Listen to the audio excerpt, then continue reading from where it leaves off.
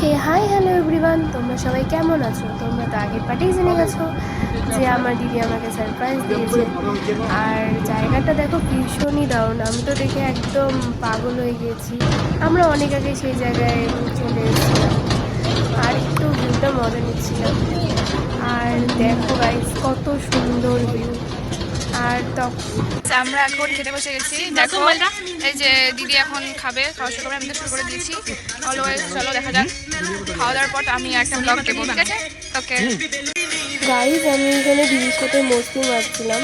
আর আমার একটা বিষয় খুব ভালো লেগেছে, কেন কি আমি যখন খাচ্ছিলাম আমার চুলগুলো খাওয়ার সামনে পড়ছিল, তখন আমাকে দিদি বকা দিচ্ছিল যে আবার চুল পড়ছে শর্ট।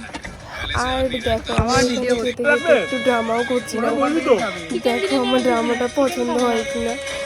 আর গাইজ, তোমরা যদি এই জায়গাটা জানতে চাও তাহলে পরে নিশ্চয়ই দেখো আমার